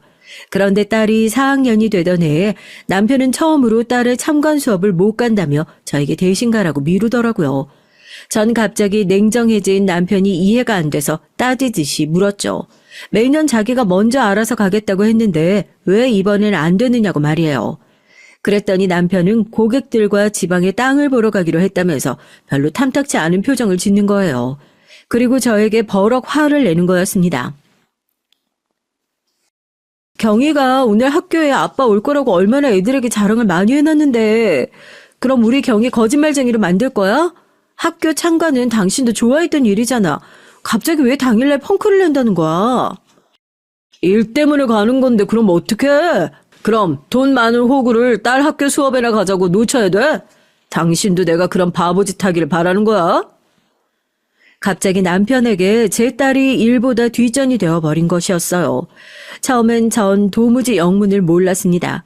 그렇게 딸바 보였던 남편이 딸과 저에게 냉정해지기 시작했어요. 그리고 우리 딸과 절 거의 버려두다시피 신경도 쓰지 않는 것이었습니다. 전 차츰 남편의 행동이 수상하게 생각이 됐습니다. 전 남편 몰래 흥신소에 의뢰를 해서 남편이 수상하니까 뒤를 밟아달라고 부탁을 했죠. 도대체 남편이 그렇게 귀하게 생각하는 고객의 정체가 궁금해서 견딜 수가 없었습니다. 심지어 남편은 그 당일에는 집에도 들어오지 않았어요. 서해 근처에 가까운 곳으로 땅을 보러 간다던 남편은 남쪽으로 계속 내려가서 결국 부산까지 도착했나 봅니다. 그걸 제가 어떻게 알았느냐고요? 전 중간중간에 흥신소 직원이 보내는 문자와 사진을 받아봤거든요. 돈은 달라는 대로 줄 테니 정확하고 신속하게 남편의 일거수일투족을 빼지 말고 보고해달라고 말했습니다. 흥신소 직원은 휴게소에 내려서 고객이라는 그 여자와 남편이 정답게 밥도 먹고 차 안에서 서로 껴안고 스킨십하는 장면까지 사진으로 찍어서 보내왔습니다. 전 그 사진들을 보고 경악을 했죠. 누가 봐도 그 여자는 고객이 아닌 남편의 내연녀인 것이 틀림없었으니까요. 전 얼른 그 사진들을 제 컴퓨터에 저장하고 핸드폰에선 모두 지워버렸어요. 딸이 제 핸드폰을 종종 가지고 노는 일이 있었거든요. 그 사진을 딸이 본다면 아버지에게 크게 실망할 것이었으니까요. 그리고 전 다음날 남편이 돌아왔어도 아무 말도 하지 않았어요. 남편에게 그 여자에 대해 묻고 싶은 마음은 굴뚝 같았지만 제 촉이 이 일은 모르는 척 묻어두어야 한다고 경고를 하고 있었습니다. 하지만 그 비밀은 그렇게 오래 지속되진 못했습니다. 사실은 비밀도 아니었죠. 남편은 그 여자와 벌써 3년 동안 두 집 살림을 해오고 있었거든요. 그것도 저희 집에서 그리 멀리 떨어지지 않은 곳에 오피스텔을 얻어서 살고 있었습니다. 더 어이없는 일은 그 여자와의 사이에서도 이미 딸이 하나 태어나 있더라는 겁니다. 그 내연녀와 제 딸이 초등학교 들어갔을 무렵에 만났다고 하더군요. 그리고 얼마 되지 않아 내연녀는 임신을 했고 그제야 남편은 자신이 유부남임을 밝혔다고 하더라고요. 그 내연녀도 남편에게 속았던 거죠. 남편은 그 내연녀에게 자기가 딸이 있으니 뱃속의 아이를 지우라고 말했습니다. 내가 사실 애가 있는 남잔데 아직 내 와이프는 당신의 존재를 몰라. 그러니까 뱃속에 그 애는 지우자. 그래야 우리 딸에겐 부끄럽지 않은 아빠가 될 것 같다고. 싫어. 나 혼자서라도 이 아이 잘 키울 거야. 당신은 내가 살 집이랑 돈만 줘. 생활비만 계속 보내주면 당신 본처에게 들키지 않고 없는 사람으로 살게. 하지만 그 뻔뻔한 년은 물러서지 않았어요. 남편의 후처가 되더라도 남편과의 사이에서 난 딸은 자기 성을 주어 싱글맘으로 살게 되더라도 절대로 남편을 포기할 수 없었다고 말했습니다. 그 내연녀의 친정이 바로 부산이었던 거예요. 그래서 남편은 그날 저희 딸 학교 참관에 가지 않고 내연녀 친정에 사위 노릇하러 간 거였습니다. 그리고 그 딸은 부산의 친정에 맡겨져서 키워졌던 것이었어요. 혹시나 제가 내연녀와 그 집의 존재를 눈치채게 되더라도 마지막까지 그 여자의 딸만은 지키고 싶었다고 했습니다. 그러나 그 내연녀의 딸 아이도 학교를 들어갈 때가 되자 내연녀는 아이와 함께 서울에서 살고 싶다고 말했나 봐요. 갈수록 뻔뻔하게 자기 욕심을 얘기하는 내연녀에게 남편은 달래듯이 이렇게 말했다고 해요. 나 이제 이렇게 숨어 사는 거 정말 지긋지긋해. 당신 난지 본천지 이제 결정을 해줘요. 우리 애도 이만큼 컸으니까 나도 서울에서 우리 딸이랑 당신이랑 같이 살고 싶어. 그래, 알았어. 진정하고 내가 와이프한테 이혼해 달라고 말해볼 테니까 기다려. 나야 당연히 당신 편이고 당신만 사랑하지. 그 여자는 아무것도 아니야. 그냥 서류상 부부일 뿐이야. 남편은 내연녀의 압박을 견디다 못해 할 수 없이 저에게 모든 것을 얘기했어요. 그리고 제게 이혼을 요구하더군요. 전 절대 이혼은 안 된다고 고집을 부렸습니다. 우리 딸을 하루아침에 이혼녀의 아이가 되게 할 수 없었어요. 여러분들 생각해보세요. 부정을 저지른 건 내 남편인데 왜 그 피해를 고스란히 저와 제 딸이 당해야 하는 겁니까? 전 도저히 억울해서 이혼은 해줄 수 없다고 남편에게 말했습니다.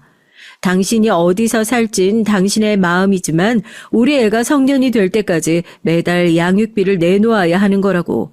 그리고 우리 딸이 성년이 될 때까지 이혼은 꿈도 꾸지 말라고 못을 박아뒀어요. 남편은 그 말에 수긍하고 바로 짐을 싸서 집에서 나가 그녀네 집으로 가더라고요. 그 후로 10년간 저와 남편은 서류상으로만 부부이고 완전히 남남처럼 지냈습니다. 서로의 친가에 아무 의무도 없었고요. 전 그저 매달 양육비와 생활비를 받고 그 100평이 넘는 집에서 쓸쓸하게 딸과 둘이서만 살았죠. 제 딸은 아버지에게 내연녀가 생겼다는 사실을 받아들이기까지 몇 달이 걸렸어요. 딸은 아빠가 집을 나갔다는 소식을 듣자 그 자리에 망연자실하게 쓰러졌습니다. 그만큼 딸과 제 남편 사이의 유대감은 굉장히 공고했었거든요.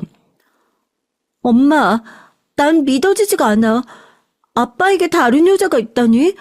그리고 그 여자에게 딸도 있다고? 아빠는 그럼 우릴 버린 거야? 어떻게 이런 일이 있을 수가 있냐고.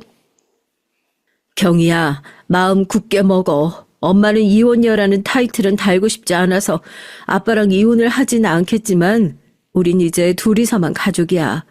네 아빠는 이제 없는 사람이라고 생각하렴. 미안하다. 이렇게 된 것이 엄마의 잘못은 아니지만 네 아빠 같은 사람을 믿고 살아왔던 엄마가 정말 부끄럽구나.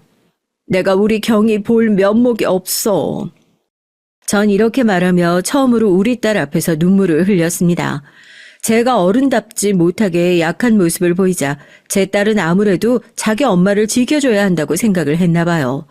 딸은 소파에 쓰러져 울던 것을 멈추고 이를 악물고 눈을 독하게 치켜 떴습니다. 그리고는 제 등을 토닥거리며 이렇게 말하는 것이었어요. 엄마, 나 성공할 거야. 그래서 우리를 버린 아빠에게 복수를 해주고 말 거야. 두고 봐요. 내가 어떻게 아버지에게 복수를 하는지 말이에요. 앞으로의 내 삶은 아빠에게 복수라는 일념으로 살아갈 거야. 그걸 위해서 이제부터 열심히 공부만 할 거야. 딸의 이를 악문 모습을 보는 전 정말 슬프고 마음이 무너진 적이 한두 번이 아니었습니다. 그러나 그 일이 있은 후부터 제 딸은 중학교, 고등학교 6년 동안 정말 미친 듯이 공부만 했습니다. 마치 자기를 버린 아버지에 대한 복수심만으로 똘똘 뭉친 듯 했어요. 하루가 다르게 딸의 표정은 어두워졌고 기운은 점점 독해져만 갔습니다. 딸은 잠도 줄여가며 코피가 나도록 공부를 열심히 한 결과 기어코 서울대 법대에 합격을 했죠. 딸과 전 합격 발표 소식을 듣고 서로 껴안고 방방 뛰면서 좋아했습니다. 전 그때만큼 딸이 대견했던 적이 없었어요. 전 그때만큼은 남편이 이 사실을 알아도 좋을 것 같아서 6년 만에 남편에게 연락을 했습니다. 그러나 제 기대와 달리 남편은 제 전화를 정말 떨떠름하게 받더라고요. 서로 몇 초간 아무 말도 없다가 남편이 마침내 천천히 입을 열었습니다. 정말이지 얼음장처럼 싸늘한 말투로 말이에요. 무슨 일이야? 당신이 먼저 전화를 다 하고 우리 사이에 더 할 말이 남아있어? 물론 당신이 우리를 버리고 그녀네 집으로 들어간 이후 나도 더 할 얘기 없어. 하지만 이번에 우리 딸이 서울대 법대에 들어갔어. 그러니까 우리 딸 대학 등록금과 책값 정도는 내가 청구할 권리가 있는 것 같아서 그래서 전화했어. 설마 당신 그 정도도 못 해주겠다는 건 아니겠죠? 저는 욱하는 마음에 말은 쌀쌀맞게 했지만 마음속으론 이제라도 늦지 않았다고, 남편이 제 딸의 법대 입학을 축하한다고, 이젠 아버지로서의 의무를 다하겠다고 말해주길 바랬습니다. 하지만 저의 기대는 남편을 몰라도 너무 몰랐던 정말 말도 안 되는 것이었죠. 남편은 냉담하게 저에게 쏘아붙이듯이 소리쳤습니다. 뭐, 법대? 서울대? 그래서 그게 나와 무슨 상관이 있다는 거야? 설마 내가 곧 이혼할 당신과 사이에 난 딸 따위를 더 이상 신경이라 쓸 줄 알았어? 난 여기서 내 아내와 행복하니까 나한테 다신 연락하지 마. 당신이 또 이런 일로 나한테 연락하거나 우리 집 근처로 눈에 띄게 돌아다니면 경찰 부를 거야. 아, 그리고 지금 살고 있는 그 집 말이야. 이번 달 내로 비워줘. 이제 내 딸이 20살 됐으니까 우리 이혼할 수 있잖아. 우리 와이프가 그 집 얘기를 듣더니 꼭 거기 들어가서 살고 싶다고 하지 뭐야. 이제 알았으니까 당신은 당신 딸 일로 나한테 연락하지 마. 그 애가 대학을 가든 말든 나랑은 상관없는 일이니까. 뚝 하고 제가 뭐라 대꾸할 새도 없이 전화가 끊어졌어요. 전 남편의 청천벽력 같은 통보를 받고 너무나 분해서 그 자리에서 엉엉 소리내어 울었습니다. 마음 한구석엔 제 딸이 좋은 대학교에 입학했으니 혹시나 남편이 다시 돌아오지 않을까 하는 신락 같은 희망을 마음속에 품고 있었는지도 모르겠어요. 그렇게 바보 같고 부질없는 생각을 했었던 제 자신이 너무나 한심했습니다. 그리고 저와 딸을 버리고 그녀에게 간 남편이 원망스러웠고요. 제 딸은 나중에 그 얘기를 듣더니 화를 내면서 저에게 뭐하러 그 아버지도 아닌 인간에게 연락을 했냐면서 저를 나무랐습니다. 그 인간은 다시는 아빠라고 생각하지도 않는다고 대학 등록금은 걱정하지 말라면서 저를 위로했어요. 엄마, 그 인간한테 왜 그런 비굴한 전화를 해서 내 마음까지 뒤집어 놓는 거야. 그 인간 절대로 엄마랑 나 돌봐줄 사람 아니야. 엄만 내 등록금은 걱정하지 마. 내가 어떻게든 충당해서 내 힘으로 대학 다닐 테니까. 엄만 그저 내 옆에만 있어줘도 충분해. 앞으로 대학 졸업하고 검사 되면 내가 엄마도 먹여 살릴게. 나 엄마 절대 고생 안 시켜. 불쌍한 우리 딸, 남편이 저와 딸을 버린 것 때문에 마음에 상처를 받고 어떻게든지 살아남아야 한다는 마음이 딸에게 도끼를 불어넣었어요. 딸은 걱정하지 말라고 말했지만 전 그래도 엄마가 돼서 딸이 혼자서 모든 짐을 감당하게 놔둘 수가 없었습니다. 딸의 등록금 문제는 엄마로서 당연히 해결해 줘야만 하는 것이었으니까요. 전 결혼할 때 남편이 예물로 주었던 다이아 반지며 금목걸이 세트를 팔아 딸의 대학 입학금과 책값을 마련했습니다. 그리고 100평짜리 강남의 집에 남편이 들이닥치기 전에 딸과 26평 아파트로 이사를 갔어요. 서울대학교 근처에 있는 동네로요. 그로부터 석 달 후에 남편은 저에게 소환장을 보내 이혼 소송을 걸었습니다. 전 어찌저찌 남편과 합의를 하고 위자료를 받았어요. 일단 남편이 바람을 피운 건 확실하니까 위자료를 제가 받는 건 맞았죠. 하지만 남편은 제 딸이 성년이 되었음을 이유로 들어 양육비를 보낸 것도 끊어버리고 일시불로 2억 이상은 줄 수 없다고 버텼습니다. 전 할 수 없이 눈물을 머금고 그 금액에 이혼에 동의를 했어요. 그 후 몇 년 동안 저와 남편은 전혀 마주칠 일 없이 살아왔습니다. 딸이 서울대에 합격하고 대학생이 되면서부터 저도 식당 일이며 남의 집 청소 등 닥치는 대로 일을 해서 우리 두 사람 생활비를 마련했어요. 그러다 보니 조금씩 돈도 모이고 작은 아파트 전세에서 좀 더 큰 집으로 이사를 갈 정도까지 됐어요. 조금씩 형편이 나아지는 것을 느끼며 전 몸이 부서져라 더욱 일을 많이 하게 됐죠. 그때부터 전 하루에 2끼만 먹고 살았습니다. 그러나 남편은 이혼을 한 후 사업이 그다지 잘 풀리지 못했나 봐요. 강남의 100평대 그 집에 그 상간녀는 몇 년 살아보지도 못하고 처분을 했다고 하니까 말이에요. 하지만 그 집 딸은 정말 된장녀가 따로 없었습니다. 그래서 남편은 그 딸년의 비위를 맞추느라 겨우 서울 경기권 내에 있는 듣보잡 대학교에 들어간 그 애한테 입학 선물로 4억이 넘는 벤츠를 사줬다고 하더라고요. 그 딸년은 자랑스럽게 그 학교로 벤츠를 몰고 다녔다고 하고요. 그에 비해 제 딸은 그 명문대를 다니면서도 대학 4년 내내 아르바이트를 해서 겨우 다음 학기 등록금을 마련했습니다. 서울대 법대생이다 보니까 과외 자리는 고액이고 어렵지 않게 구할 수 있었지만 4년 동안 제 딸은 또래 여자애들처럼 낭만적인 대학 생활을 하진 못했어요. 남자친구는 물론 못 사귀었고 마음 편히 축제를 즐길 수도 없었습니다. 남들이 다 간다는 필수 코스인 해외 영어 연수 따윈 당연히 꿈도 꾸지 못했죠. 어쩌다가 딸과 제가 이런 꼴을 당하게 됐는지 사랑하는 딸의 암울한 현재 생활이 꼭 남편의 탓인 것 같아 전 너무나도 억울했습니다. 딸의 등록금을 내기 위해서 빚을 질 때마다 전 남편이 원망스러웠어요. 하지만 딸은 제가 빚을 질 필요 없다고 꼭 자기가 벌어서 대학을 다니겠다고 고집을 부렸습니다. 전 그런 도끼 가득한 딸의 눈을 보면 어느 땐 소름이 끼치도록 무서웠어요.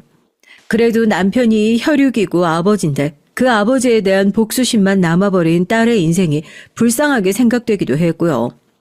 딸은 대학을 가서도 이를 갈고 공부를 열심히 했습니다. 그 결과 대학을 1등으로 졸업하고 로스쿨에도 우수한 성적으로 들어갔죠. 로스쿨을 졸업한 딸이 검사로 임용됐을 때 전 정말 태어나서 이렇게 기쁜 날이 없었어요. 남편과 이혼한 후에 아무 희망도 없이 살았는데 그래도 우리 딸이 검사가 되었다고 하니까 얼마나 기뻤는지 모르겠습니다. 그러나 제 남편을 향한 복수심으로 딸의 눈은 불타서 이글거리고 있었어요. 전 딸이 남편에 대해 증오심을 드러낼 때마다 그만 잊어버리자고 단념하듯 말했습니다. 하지만 딸은 제 충고를 귓등으로도 듣지 않았어요. 경희야, 이제 그런 몹쓸 아빠 따위는 있고 네 인생 살아. 좋은 일만 보고 듣고 살아도 짧은 게 인생인데 복수심만 가지고 살아서 되겠니? 이제 우리 둘 다 그 인간 생각도 하지 말자. 엄마는 아주 지겨워. 그만 네 삶에서 그 인간을 몰아내. 그래야 네가 행복하지. 싫어. 엄마는 그게 가능할지 몰라도 난 아니에요. 그 인간도 그 인간의 내연녀랑 딸도 나락으로 떨어뜨리기 전엔 나 죽어도 눈을 못 감을 테니까. 엄만 말리지 마요. 그리고 날 도와주지 못할 바엔 그냥 모른 척 하세요. 하지만 딸에겐 아버지의 배신이 딸의 인생에서 가장 충격적인 사건이었고 그에 대한 복수야말로 중요한 삶의 목적처럼 되어버린 것이었습니다. 아버지에게 복수하겠다는 일념으로 어려운 공부도 과외도 마다하지 않고 살아왔던 딸이니까요. 제가 그 애에게 무슨 말을 할 수 있겠어요. 아마 뭔가 말한다 하더라도 그 애의 귀에 제대로 들어가지도 않을 게 뻔했습니다. 그러던 어느 날 딸은 그 복수의 기회를 좀 더 빨리 잡게 됐어요. 남편의 부동산 회사가 분식회계를 했고 거액의 세금을 빼돌렸다는 첩보가 들어왔거든요. 그때 딸은 검사 임용이 된 지 얼마 안 돼서 남편의 회사 사건 같은 큰 사건을 맡을 짬까지는 안 됐습니다. 그런데도 딸은 글쎄 신입 검사 주제에 무작정 검사장님에게 찾아가 무릎을 꿇고 부탁을 했다고 하더라고요. 그 회사의 속사정을 다 낱낱이 까보일 테니까 선배와 함께 그 사건을 맡게 해달라고 말이에요. 검사장님은 딸의 대찬 성격을 좋게 보시고 선배 검사와 공조수사를 허락하셨다고 하더라고요. 딸은 드디어 그 인간의 꼬리를 잡아 나락으로 떨어뜨릴 기회가 왔다면서 좋아하더라고요. 그러면서 선배 검사와 며칠 밤낮을 세워가며 열심히 수사를 했습니다. 남편의 회사는 분식회계로도 모자라 빌라 여러 채를 사서 전세 사기에도 가담했던 모양이었어요. 돈이 잘 안 벌리니까 온갖 나쁜 짓은 다 했던 모양이죠. 나중에 들은 얘기지만 그 내연녀의 씀씀이가 너무 해퍼서 남편은 그 여자와 딸년의 비율을 맞추는데도 엄청 허덕이면서 살았다고 그러더라고요. 전 어릴 적엔 집이 가난하게 살았기 때문에 언제 돈이 없어질지 모른다고 생각했어요. 그래서 남편이 돈을 많이 벌어와도 그걸 거의 안 쓰고 모으는 편에 속했거든요. 꼭 필요한 것만 소비하고 쓸데없는 것을 사지 않았어요. 그러나 남편의 내연년 술집 마담 출신이라 돈이 생기는 대로 무조건 명품 옷 사고 핸드백 사는데 다 써버리더라는 거였습니다. 그 두 모녀의 큰 씀씀이를 감당하지 못했던 남편의 회사는 거의 파산 직전까지 갔었고 그 100평짜리 대저택도 팔게 되었다고 하더군요. 그러다가 남편은 빚에 몰려서 나쁜 일에 손을 대게 되었던 겁니다. 지방에서 허름한 빌라를 사들여서 그 지방 조폭들과 손잡고 살던 사람들을 모두 몰아냈다고 해요. 그 후에 그 빌라를 이중 계약하여 전세 사기를 친 모양이었습니다. 그 해에 각 검사로 임용된 딸은 선배 검사와 함께 남편의 죄상을 낱낱이 조사해서 남편을 잡아들였습니다. 원래 경력 있는 선배 검사가 혼자서 남편을 취조하는 것이 맞지만 딸은 그 선배에게 저도 취조에 동행하겠다고 부탁을 드렸던 모양이에요. 최 검사, 네가 이번 사건 수사에서 날 도와준 건 고마운 일이지만 이제까지 신입으로 100일이 안 된 사람이 이런 큰 사건에 직접 피고인 신문한 적은 없었어. 그리고 네 마음은 알겠지만 말이야. 이번엔 나한테 맡기고 넌 그저 지켜보기만 해. 다음 사건 이것보다 조금 덜 복잡한 사건에 너에게 신문의 기회를 충분히 줄 테니까. 죄송하지만 그건 안 돼요, 선배님. 이 사건 꼭 제가 관여해야만 합니다. 개인적인 부탁이라 죄송하지만 전 피고인을 만나서 꼭 물어봐야 하는 게 있어요. 그러니까 꼭 공판에 같이 나갈 수 있도록 선배님이 힘을 좀 써주세요. 부탁드려요, 제발. 드디어 남편과 딸이 대면하는 첫 공판일이 다가왔습니다. 남편은 피고석에 앉아 고개를 푹 수그리고 있었어요. 선배 검사와 딸은 검은색 법복으로 갈아입고 검사석에 앉아 있었죠. 남편은 그래도 유명한 로펌의 변호사를 대동하고 나왔더군요. 그렇지만 남편의 죄는 너무 명확한 거라서 유죄를 피하기는 힘들었습니다. 유능한 변호사를 고용해서 어떻게든 형량이나 줄여보려고 했었던 것이었겠죠. 남편은 그때까지도 검사석에 앉은 제 딸의 이름을 못 들었나 봅니다. 아니, 못 들은 척 했을지도 모르겠어요. 최경희 검사, 피고인 신문하십시오. 네, 판사님. 감사합니다. 피고는 고개를 들어 저를 똑바로 보십시오. 판사가 엄숙한 목소리로 딸의 이름을 부르자 남편은 갑자기 놀라서 눈을 휘둥그렇게 떴습니다. 튀어오르듯 자리에서 벌떡 일어선 남편의 눈을 제 딸은 의기양양하게 노려보았다고 하더라고요. 바로 이 순간만을 기다려왔던 제 딸이 아니겠어요? 남편의 입에서 믿을 수 없는 듯한 음성이 튀어나왔습니다. 남편의 목소린 덜덜 떨리고 있었어요. 경희야, 정말 너니? 네가 검사가 됐다고? 사실이었구나. 경희야, 이 애비 좀 살려다오. 나도 그놈들한테 뒤통수 맞은 거야. 애비는 죄가 없다. 그 나쁜 놈들에게 속은 것밖엔 죄가 없어. 피고인 조용하십시오. 안 그러면 법정 모독죄까지 추가될 겁니다. 소장을 읽어보니 피고인의 죄는 매우 명백합니다. 판사님, 피고인에게 징역 10년을 구형합니다. 경희야, 이 애비 좀 살려달라니까. 여러분, 판사님, 이 애가 제 딸이에요. 세상에 어떤 딸년이 자기 애에게 죄를 주는 사람이 있습니까? 이건 잘못된 판결입니다. 전 항소하겠어요. 제발, 경희야, 나 좀 살려줘. 남편이 딸을 향해 마구 소리치자 방청석이 시끌시끌해졌습니다. 그때 저도 방청객으로 법정에 와 있었는데 제 남편이지만 어쩌면 저렇게 뻔뻔한지 좀 어이가 없더라고요. 딸이 서울대 법대에 합격했을 땐 돈 한 푼도 보태줄 수 없다면서 저를 쫓아냈던 남편이었는데 말이죠. 본인이 벼랑 끝에 몰리니까 저렇게 딸에게 친한 척을 하고 애비 노릇을 했다고 큰 소리를 치는 걸 보니 기가 막히고 주먹이 저절로 불끈 쥐어질 만큼 화가 났습니다. 곧 판사님이 봉을 두드리면서 큰 소리로 법정 경찰들을 불렀어요. 정리, 나와서 피고인을 못 움직이도록 제압하십시오. 피고인, 자중하세요. 난동을 부리면 법정 모독죄도 추가될 겁니다. 다들 조용히 하세요. 남편은 딸의 입에서 징역 10년이란 말이 나오자 자리를 박차고 일어나 미친 듯이 난동을 부렸다고 하더군요. 그러나 법정 경찰관들에 의해 남편은 간단히 제압당한 뒤 손을 묶인 채로 나머지 재판 일정을 견뎌내야 했습니다. 판사님이 선고한 최종 10년의 형을 받고 고개를 숙인 채 법정을 나가는 남편에게 딸은 이렇게 속닥였다고 하더라고요. 이봐요. 나보고 다시는 당신 딸이라고 하지 말아요. 난 이미 당신을 초등학교 4학년 때 버렸으니까 당신이 우리 엄마랑 나 버리고 그 상간녀에게 갈 때 이런 결과는 예상 못했어? 내가 서울대 법대에 들어갔다고 했을 때 당신 우리 엄마한테 뭐라고 했어? 계집년이 뭐하러 대학은 가냐고 말했다면서? 내가 그 말 듣고 당신이 내 앞에 이 꼴로 서기만을 기다렸다고. 오늘은 내 가장 통쾌한 복수의 날이야. 사실은 당신이 받은 징역 10년도 나에겐 부족해. 알았으면 감옥으로 꺼져, 이 나쁜 자식아. 남편은 제 딸이 이렇게 독한 말을 내뱉는데도 아무 대답을 못했다고 하더라고요. 당연하겠죠. 자기가 우리 딸에게 뭐 해준 것이 있었어야 아비 노릇했다고 당당하게 말을 했을 텐데요.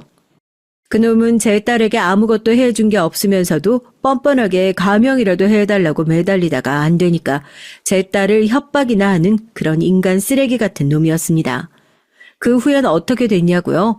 제 딸은 아직도 검사로 열심히 일을 하고 있고요. 저도 집에서 놀고만 있기 미안해서 딸이 대출받아준 돈으로 동네에 작은 카페를 하나 차렸습니다.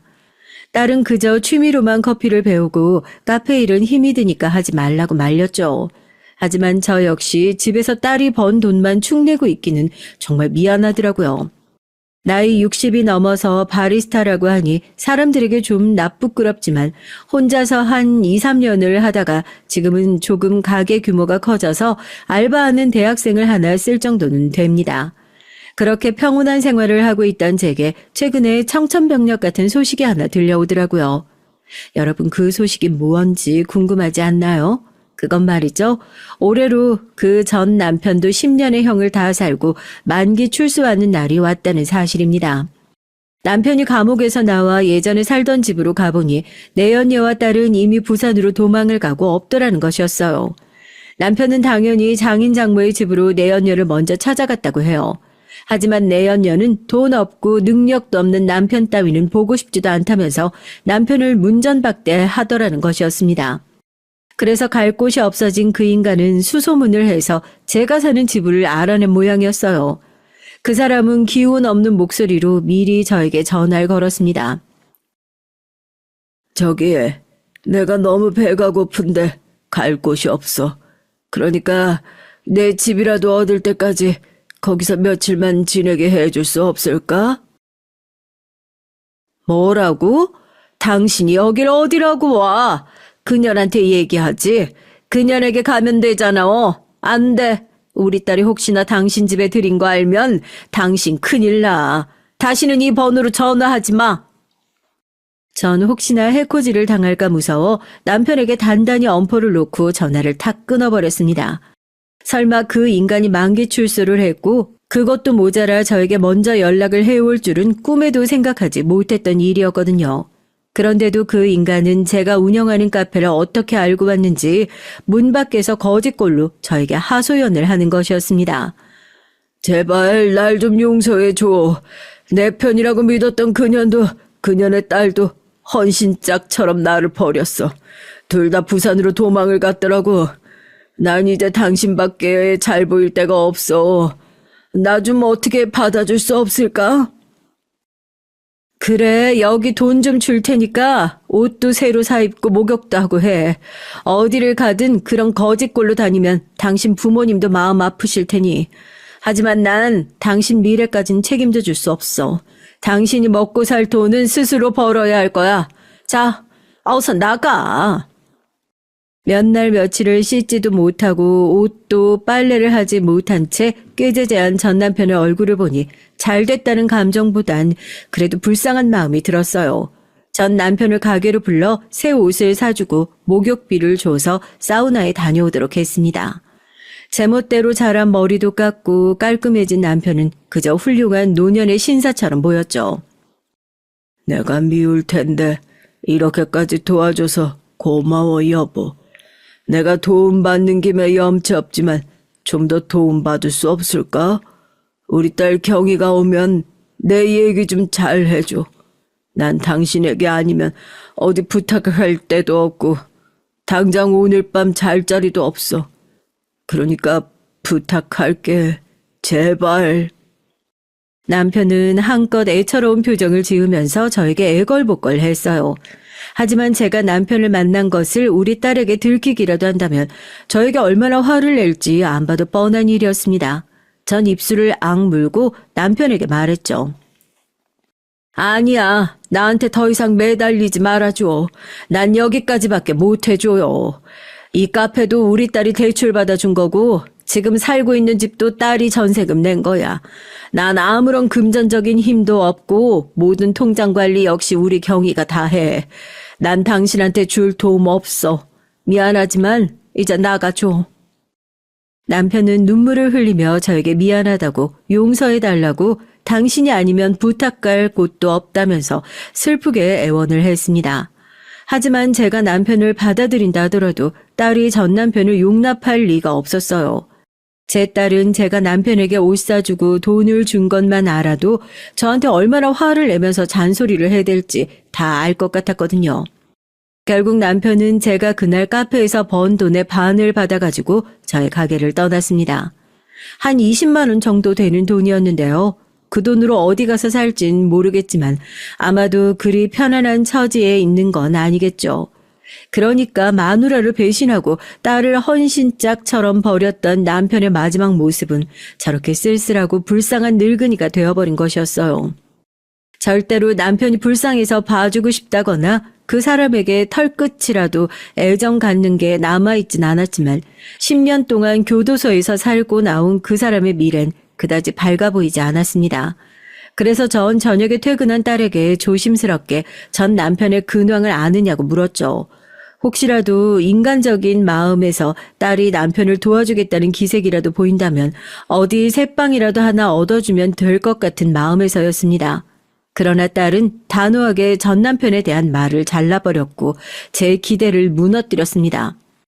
엄마, 난 그 인간이 교도소에서 출소했다 하더라도 절대 만날 생각이 없어.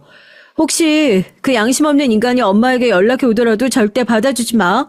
만약 불쌍하다는 생각이 든다면, 그래서 엄마가 그 인간과 어떻게든 연락을 하는 걸 알게 된다면 난 엄마하고도 같이 살 수 없을 것 같아. 난 앞으로도 그 인간 절대 아버지라고 생각하지 않을 거야. 그러니까 엄마도 나랑 같이 살고 싶으면 내 뜻을 따라주길 바래. 딸이 이렇게까지 말하는데 어떻게 제가 전 남편이 카페에 왔었다는 말을 할 수 있었겠습니까? 전 딸의 복수심이 아직도 현재 진행형인 것을 느끼고 황급히 입을 다물 수밖에 없었어요. 이런 상황에서 제가 전 남편을 용서하자고 한다든지 금전적으로 도와주자는 말을 한다면 딸은 저하고도 연을 끊을 기세였거든요. 전 이 세상에 하나뿐인 제 혈육, 딸마저 저의 곁에 없다면 더 이상 살 수 없을 것 같았어요. 그래서 전 딸에게 마음대로 하라고 말했고 제 남편을 만났었다는 것을 비밀로 묻어두기로 했습니다. 그 후로 남편은 차마 딸에겐 무서워서 전화를 하지 못하고 몇 번씩 제게 연락을 해서 딸의 마음을 좀 돌려달라고 같이 살자는 듯한 말들을 하기도 했어요. 그러나 제 딸은 아직도 제 아버지에 대해선 돌같이 굳은 마음입니다. 저 역시 딸의 굳은 마음을 돌릴 수가 없네요.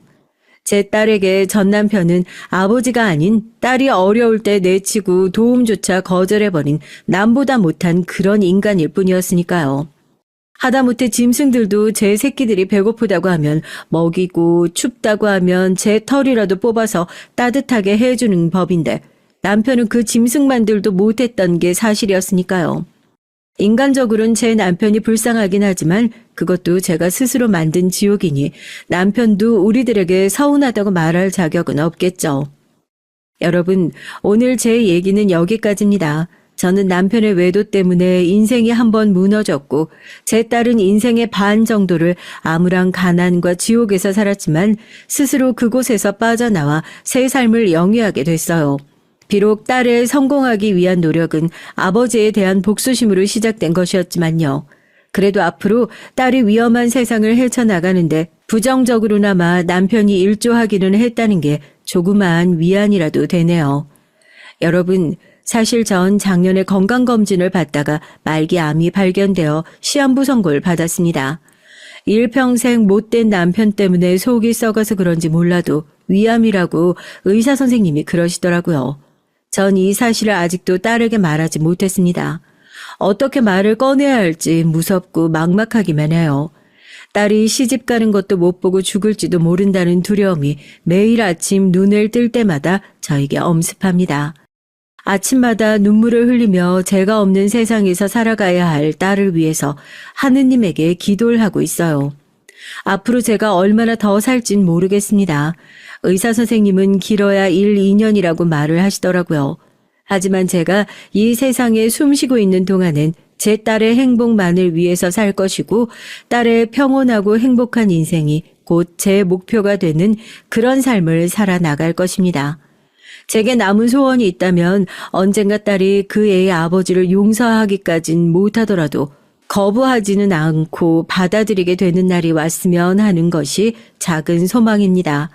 그리고 이제껏 살면서 고생만 해왔던 딸이 좋은 남자를 만나 결혼하고 아이를 낳고 행복하게 그리고 평범한 가정생활을 할 수 있게 되기를 바랄 뿐이에요. 그 애도 부모가 되면 언젠간 제 마음을 이해할 수 있게 될 날이 올 것이라고 전 믿습니다. 사랑하는 우리 딸, 엄마는 네 엄마로서 평생 동안 훌륭하고 멋지진 못했지만 그래서 정말 네게 미안하지만 후회는 않는단다. 너를 낳은 것이 엄마에게 너무나도 잘한 한 가지였고 널 포기하지 않고 아버지 없이 키워냈다는 것이 나 자신에게 스스로 칭찬을 하고 싶을 만큼 잘한 두 번째 일이었어. 딸아, 넌 너를 버렸던 아버지 때문에 힘들어 했었고 스스로를 채찍질하고 절벽에 세웠지만 말이야. 엄마는 네가 더 이상 그렇게 어렵고 힘들게 사는 것을 바라지 않는다. 그러니까 앞으로는 좋은 생각만 하고 긍정적인 삶을 살았으면 좋겠어. 사랑해 우리 딸. 마지막으로 제가 딸에게 주는 짧은 편지로 저의 사연을 마무리해 보려고 합니다. 여러분, 제 긴 글 읽어주셔서 감사합니다. 항상 행복하시고 평안하시길 바랍니다.